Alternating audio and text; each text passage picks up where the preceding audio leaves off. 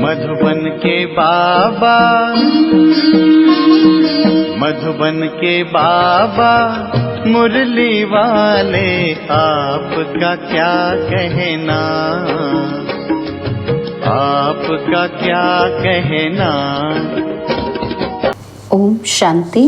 आज 29 अप्रैल 2025 के साकार मधुर महावाक्य हैं। आज मीठे मीठे बाप दादा बोले, मीठे बच्चे, ये तुम्हारा बहुत अमूल्य जन्म है। इसी जन्म में तुम्हें मनुष्य से देवता बनने के लिए पावन बनने का पुरुषार्थ करना है। बाबा ने कहा, मीठे बच्चे, ये तुम्हारा बहुत अमूल्य जन्म है। इसी जन्म में तुम्हें मनुष्य से देवता बनने के लिए पावन बनने का पुरुषार्थ करना है। बाबा ने आज प्रश्न पूछा है कि ईश्वरीय संतान कहलाने वाले बच्चों की मुख्य धारणा क्या होगी, और उत्तर में बाबा ने समझाया कि वह आपस में बहुत बहुत शीरखंड होकर रहेंगे, कभी लून पानी नहीं होंगे। जो देह अभिमानी मनुष्य हैं वह उल्टा सुल्टा बोलते, लड़ते झगड़ते हैं। तुम बच्चों में वह आदत नहीं हो सकती। यहाँ तुम्हें दैवी गुण धारण करने हैं, कर्मातीत अवस्था को पाना है। ओम शांति। पहले पहले बाप बच्चों को कहते हैं, देही अभिमानी भव, अपने को आत्मा समझो। गीता आदि में भल क्या भी है, परंतु वह सभी है भक्ति मार्ग के शास्त्र। बाप कहते हैं, मैं ज्ञान का सागर हूँ, तो बच्चों को ज्ञान सुनाता हूँ। कौन सा ज्ञान सुनाते हैं? सृष्टि के अथवा ड्रामा के आदि मध्य अंत का नॉलेज सुनाते हैं। यह है पढ़ाई। हिस्ट्री और ज्योग्राफी है ना, तो भक्ति मार्ग में कोई हिस्ट्री ज्योग्राफी नहीं पढ़ते, नाम भी नहीं लेंगे। साधु संत आदि बैठ शास्त्र पढ़ते हैं। यह बाप तो कोई शास्त्र पढ़कर नहीं सुनाते, तुमको इस पढ़ाई से मनुष्य से देवता बनाते हैं। तुम आते ही हो मनुष्य से देवता बनने, हैं भी वह भी मनुष्य और यह भी मनुष्य, परंतु ये बाप को बुलाते हैं कि हे पतित पावन आओ। ये तो जानते हो कि देवताएं पावन हैं, बाकी तो सभी अपवित्र मनुष्य हैं। वह देवताओं को नमन करते हैं, उनको पावन, अपने को पतित समझते हैं। परंतु देवताएं पावन कैसे बने, किसने बनाया, यह कोई मनुष्य मात्र नहीं जानते। तो बाप समझाते हैं, अपने को आत्मा समझ, बाप को याद करना, इसमें ही मेहनत है। देह अभिमान नहीं होना चाहिए। आत्मा अविनाशी है, संस्कार भी आत्मा में रहते हैं। आत्मा ही अच्छे व बुरे संस्कार ले जाती है। इसलिए अब बाप कहते हैं, देही अभिमानी बनो। अपनी आत्मा को भी कोई जानते नहीं है। जब रावण राज्य शुरू होता है तो अंधियारा मार्ग शुरू होता है। देह अभिमानी बन जाते हैं। बाप बैठ समझाते हैं कि तुम बच्चे यहाँ किसके पास आए हो? इनके पास नहीं, मैंने इनमें प्रवेश किया है। इनके बहुत जन्मों के अंत का यह पतित जन्म है। बहुत जन्म कौन से, वह भी बताया। आधा कल्प है पवित्र जन्म और आधा कल्प है पतित जन्म।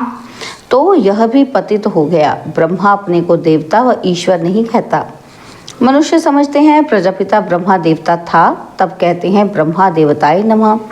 बाप समझाते हैं कि ब्रह्मा जो पतित था बहुत जन्मों के अंत में, वह फिर पावन बन देवता बनते हैं। तुम हो बीके, तुम भी ब्राह्मण, ये ब्रह्मा भी ब्राह्मण। इनको देवता कौन कहता है? ब्रह्मा को ब्राह्मण कहा जाता है, ना कि देवता। यह जब पवित्र बनते हैं तो भी ब्रह्मा को देवता नहीं कहेंगे। जब तक विष्णु न बने तब तक देवता नहीं कहेंगे। तुम ब्राह्मण ब्राह्मणिया हो। तुमको पहले पहले शूद्र से ब्राह्मण, ब्राह्मण से देवता बनाता हूँ। यह तुम्हारा अमूल्य हीरे जैसा जन्म कहा जाता है। बल कर्म भोग तो होता ही है। तो अब बाप कहते हैं, अपने को आत्मा समझ, मुझ बाप को याद करते रहो। यह प्रैक्टिस होगी तब ही विकर्म विनाश होंगे। देहधारी समझा तो विकर्म विनाश नहीं होंगे। आत्मा ब्राह्मण नहीं है, शरीर साथ हैं, तब ही ब्राह्मण, फिर देवता, शूद्र आदि बनते हैं। तो अब बाप को याद करने की मेहनत है। सहज योग भी है। बाप कहते हैं सहजते सहज भी है, कोई कोई को फिर डिफ़िकल्ट भी बहुत भासता है। घड़ी घड़ी देह अभिमान में आकर बाप को भूल जाते हैं, टाइम तो लगता है ना देही अभिमानी बनने में। ऐसे हो नहीं सकता कि अभी तुम एक रस हो जाओ और बाप की याद स्थायी ठहर जाए। नहीं, कर्मातीत अवस्था को पालें फिर तो शरीर भी रह ना सके। पवित्र आत्मा हल्की हो एकदम शरीर को छोड़ दे। पवित्र आत्मा के साथ अपवित्र शरीर रह ना सके। ऐसे नहीं कि ये दादा कोई पार पहुंच गया है, यह भी कहते हैं याद की बड़ी मेहनत है। देह अभिमान में आने से उल्टा सुल्टा बोलना, लड़ना झगड़ना आदि चलता है। हम सब आत्माएं भाई भाई हैं, फिर आत्मा को कुछ नहीं होगा। देह अभिमान से ही रोला हुआ है। अब तुम बच्चों को देही अभिमानी बनना है। जैसे देवताएं शीरखंड हैं, ऐसे तुम्हें भी आपस में बहुत शीरखंड होकर रहना चाहिए। तुम्हें कभी लून पानी नहीं होना है। जो देह अभिमानी मनुष्य हैं वह बहुत उल्टा सुल्टा बोलते, लड़ते झगड़ते हैं। तुम बच्चों में वह आदत नहीं हो सकती। यहाँ तो तुमको देवता बनने के लिए दैवी गुण धारण करने हैं, कर्मातीत अवस्था को पाना है। जानते हो, ये शरीर, ये दुनिया पुरानी तमो प्रधान है। पुरानी चीज़ से, पुराने संबंध से नफरत करनी पड़ती है। देह अभिमान की बातों को छोड़ अपने को आत्मा समझ बाप को याद करना है, तो पाप विनाश होंगे। बहुत बच्चे याद में फेल होते हैं, ज्ञान समझाने में बड़े तीखे जाते हैं, परंतु याद की मेहनत बहुत बड़ी है, बड़ा इम्तिहान है। आधा कल्प के पुराने भक्त ही समझ सकते हैं। भक्ति में जो पीछे आए हैं वो इतना समझ नहीं सकेंगे। बाप इस शरीर में आकर कहते हैं कि मैं हर 5000 वर्ष के बाद आता हूँ। मेरा ड्रामा में पार्ट है और मैं एक ही बार आता हूँ। यह वही संगम युग है, लड़ाई भी सामने खड़ी है। यह ड्रामा है ही 5000 वर्ष का। कलयुग की आयु अभी 40,000 वर्ष और हो तो पता नहीं क्या हो जाए। वह तो कहते हैं भल भगवान भी आ जाए तो भी हम शास्त्रों की राह नहीं छोड़ेंगे। ये भी पता ही नहीं है कि 40,000 वर्ष के बाद कौन सा भगवान आएगा। कोई समझते कृष्ण भगवान आएगा। थोड़ा ही आगे चल तुम्हारा नाम बाला होगा, परंतु वह अवस्था होनी चाहिए। आपस में बहुत बहुत प्रेम होना चाहिए। तुम ईश्वरीय संतान हो ना, तुम खुदाई खिदमतगार गाए हुए हो। कहते हो हम बाबा के मददगार हैं, पतित भारत को पावन बनाने। बाबा कल्प कल्प हम आत्म अभिमानी बन आपकी श्रीमत पर योग बल से अपने विकर्म विनाश करते हैं। कौन कह रहा है ये? बच्चे कह रहे हैं कि बाबा आपकी मत पर हम क्या बनते हैं? आत्म अभिमानी। तो योग बल है साइंस बल, योग बल है साइलेंस बल, साइंस बल नहीं साइलेंस बल। तो बाबा कहते हैं साइलेंस बल और साइंस बल में रात दिन का फर्क है। आगे चलकर तुमको बहुत साक्षात्कार होते रहेंगे। शुरू में कितने बच्चों ने साक्षात्कार किए, पाठ बजाए, आज वो है ही नहीं, माया खा गई। योग में ना रहने से माया खा जाती है। जबकि बच्चे जानते हैं भगवान हमको पढ़ाते हैं तो फिर कायदे से पढ़ना चाहिए ना, नहीं तो बहुत बहुत कम पद पाएंगे, सजाएं भी बहुत खाएंगे। गाते भी हैं ना कि जन्म जन्मांतर का पापी हूँ। वहाँ तो रावण का राज्य ही नहीं है तो विकार का नाम भी कैसे हो सकता है? वह है ही संपूर्ण निर्विकारी राज्य। कौन सा? सतयुगी राज्य। बाबा कहते वह राम राज्य है और यह है रावण राज्य। इस समय सब तमो प्रधान है। हर एक बच्चे को अपनी स्थिति की जांच करनी चाहिए कि हम बाप की याद में कितना समय रह सकते हैं, दैवी गुण कहाँ तक धारण किए हैं। मुख्य बात अंदर देखना है कि हमारे में कोई अवगुण तो नहीं है, हमारा खान पान कैसा है, सारे दिन में कोई फालतू बात व झूठ तो नहीं बोलते हैं। शरीर निर्वाह अर्थ भी झूठ आदि बोलना पड़ता है ना, तो फिर मनुष्य धर्माऊ निकालते हैं तो पाप हल्का हो जाए। अच्छा कर्म करते हैं तो उसका भी रिटर्न मिलता है। कोई ने हॉस्पिटल बनवाया तो अगले जन्म में अच्छी हेल्थ मिलेगी, कॉलेज बनवाया तो अच्छा पढ़ेंगे, परंतु पाप का प्रायश्चित क्या है? उसके लिए फिर गंगा स्नान करने चाहते हैं। बाकी जो धन दान करते हैं तो उसका दूसरे जन्म में मिल जाता है, उसमें पाप कटने की बात नहीं रहती। वह होती है धन की लेन देन। ईश्वर अर्थ दिया, ईश्वर ने अल्पकाल के लिए दे दिया। यहाँ तो तुमको पावन बनना है, सिवाय बाप की याद के और कोई उपाय नहीं। पावन फिर पतित दुनिया में थोड़े रहेंगे। वह ईश्वर अर्थ करते हैं इनडायरेक्ट। अभी तो ईश्वर कहते हैं मैं सम्मुख आया हूँ पावन बनाने, मैं तो दाता हूँ। मुझे तुम देते हो तो मैं रिटर्न में दे देता हूँ, मैं थोड़ी अपने पास रखूँगा। तुम बच्चों के लिए ही मकान आदि बनाए हैं। सन्यासी लोग तो अपने लिए बड़े बड़े महल आदि बनाते हैं और यहाँ शिव बाबा अपने लिए तो कुछ नहीं बनाते। कहते हैं इसका रिटर्न तुमको 21 जन्मों के लिए नई दुनिया में मिलेगा, क्योंकि तुम सम्मुख लेन देन करते हो। पैसा जो देते हो वह तुम्हारे ही काम लगता है। भक्ति मार्ग में भी दाता हूँ तो अभी भी दाता हूँ। वह है इनडायरेक्ट और यह है डायरेक्ट। बाबा तो कह देते हैं कि जो कुछ है उनसे जाकर सेंटर खोलो, औरों का कल्याण करो। मैं भी तो सेंटर ही खोलता हूँ ना, तो बच्चों का दिया हुआ है, बच्चों को ही मदद करता हूँ। मैं थोड़े अपने साथ पैसा ले आता हूँ, मैं तो आकर इनमें प्रवेश करता हूँ, इनके द्वारा कर्तव्य कराता हूँ। मुझे तो स्वर्ग में आना ही नहीं है, ये सब कुछ तुम्हारे लिए है। मैं तो अभोगता हूँ, कुछ भी नहीं लेता हूँ। ऐसे भी नहीं कहता हूँ कि पाँव पड़ो, हम तो तुम बच्चों का मोस्ट ओबीडिएंट सर्वेंट हूँ। यह भी तुम जानते हो, वही माता पिता बंधु सखा सब कुछ है, सो भी निराकार है। तुम कोई गुरु को कब त्वमेव माता पिता नहीं कहेंगे, गुरु को गुरु, टीचर को टीचर कहेंगे।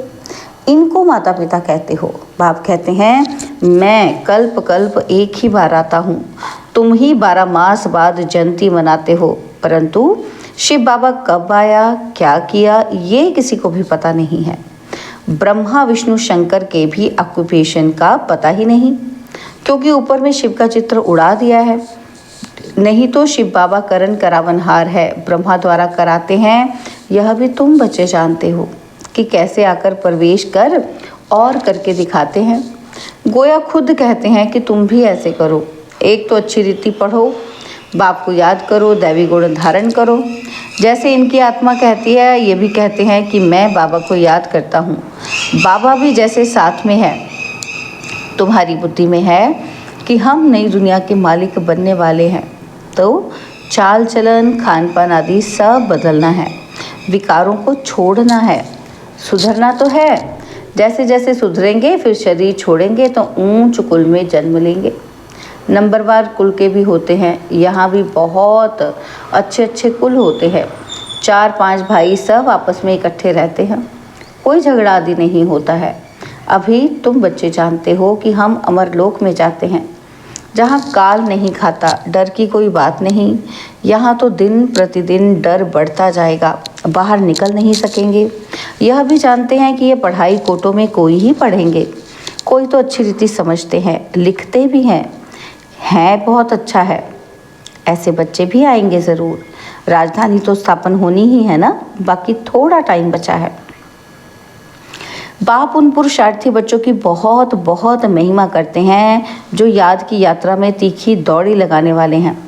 मुख्य है याद की बात, इससे पुराने हिसाब किताब चुकतू होते हैं।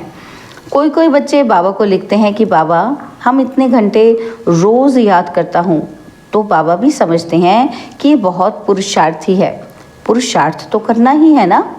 इसलिए बाप कहते हैं आपस में कभी भी लड़ना झगड़ना नहीं चाहिए। यह तो जानवरों का काम है, लड़ना झगड़ना ये है देह अभिमान। बाप का नाम बदनाम कर देंगे। बाप के लिए ही कहा जाता है कि सतगुरु का निंदक ठौर ना पाए। साधुओं ने अपने लिए कह दिया है, तो माताएं उनसे बहुत डरती हैं कि कोई श्राप ना मिल जाए। अभी तुम जानते हो कि हम मनुष्य से देवता बन रहे हैं, सच्ची सच्ची अमर कथा सुन रहे हैं। कहते हो हम इस पाठशाला में आते हैं श्री लक्ष्मी नारायण का पद पाने के लिए, और कहीं ऐसे कहते नहीं।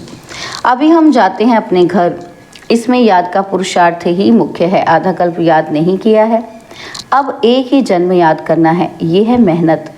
याद करना है, दैवी गुण धारण करना है। कोई पाप कर्म किया तो 100 गुना दंड पड़ जाएगा। पुरुषार्थ करना है, अपनी उन्नति करनी है। आत्मा ही शरीर द्वारा पढ़कर बैरिस्टर व सर्जन आदि बनती है ना। ये लक्ष्मी नारायण पद तो बहुत ऊंचा है ना। आगे चल तुमको साक्षात्कार बहुत होंगे। तुम हो सर्वोत्तम ब्राह्मण कुल भूषण स्वदर्शन चक्रधारी। कल्प पहले भी ये ज्ञान तुमको सुनाया था, फिर तुमको सुनाते हैं और तुम सुनकर पद पाते हो। फिर ये ज्ञान प्राय लोप हो जाता है। बाकी ये शास्त्र आदि सब हैं भक्ति मार्ग के। अच्छा, मीठे मीठे सिकिलदे बच्चों प्रति माता पिता बाप दादा का याद प्यार और गुड मॉर्निंग। रूहानी बाप की रूहानी बच्चों को नमस्ते। हम रूहानी बच्चों की रूहानी बाप दादाजी को दिलवा जान सिकवा प्रेम से नमस्ते। ओम शांति। प्यारे बाबा, मीठे बाबा, मेरे बाबा, शुक्रिया बाबा, शुक्रिया बाबा, शुक्रिया। धारणा के लिए मुख्य सार है। पहला पॉइंट है, अंदर अपनी जांच करनी है। हम बाप की याद में कितना समय रहते हैं, दैवी गुण कहाँ तक धारण किए हैं, हमारे में कोई अवगुण तो नहीं है, हमारा खान पान चाल चलन रॉयल है, फालतू बातें तो नहीं करते, झूठ तो नहीं बोलते हैं। और सेकंड पॉइंट है, याद का चार्ट बढ़ाने के लिए अभ्यास करना है। हम सब आत्माएं भाई भाई हैं, देह अभिमान से दूर रहना है, अपनी एक रस स्थिति जमानी है, इसके लिए टाइम देना है। बाबा ने आज हमें वरदान दिया कि पांचों तत्वों और पांचों विकारों को अपना सेवाधारी बनाने वाले मायाजीत स्वराज्य अधिकारी भव। पांचों तत्वों और पांचों विकारों को अपना सेवाधारी बनाने वाले मायाजीत स्वराज्य अधिकारी भव। जैसे सत्युग में विश्व महाराजा व विश्व महारानी की राजाई ड्रेस को पीछे से दास दासियां उठाते हैं, ऐसे संगम युग पर आप बच्चे जब मायाजीत स्वराज्य अधिकारी बन टाइटल रूपी ड्रेस से सजे सजाए रहेंगे तो ये पांच तत्व और पांच विकार आपकी ड्रेस को पीछे से उठाएंगे, अर्थात अधीन होकर चलेंगे। इसके लिए दृढ़ संकल्प की बेल्ट से टाइटल्स की ड्रेस को टाइट करो। भिन्न भिन्न ड्रेस और श्रृंगार के सेट से सज धज कर बाप के साथ रहो तो ये विकार व तत्व परिवर्तन हो सहयोगी सेवाधारी हो जाएंगे। स्लोगन है, जिन गुणों व शक्तियों का वर्णन करते हो उनके अनुभवों में खो जाओ। जिन गुणों व शक्तियों का वर्णन करते हो उनके अनुभवों में खो जाओ। अनुभव ही सबसे बड़ी अथॉरिटी है। आज के व्यक्ति इशारे कंबाइंड रूप की स्मृति से सदा विजयी बनो। तो बाबा ने कहा, स्वयं को बाप के साथ कंबाइंड समझने से विनाशी साथी बनाने का संकल्प समाप्त हो जाएगा, क्योंकि सर्वशक्तिमान साथी है। जैसे सूर्य के आगे अंधकार ठहर नहीं सकता, वैसे सर्वशक्तिमान के आगे माया का कोई भी व्यर्थ संकल्प भी ठहर नहीं सकता। कोई भी दुश्मन वार करने के पहले अकेला बनाता है, इसलिए कभी अकेले नहीं बनो। अच्छा, ओम शांति।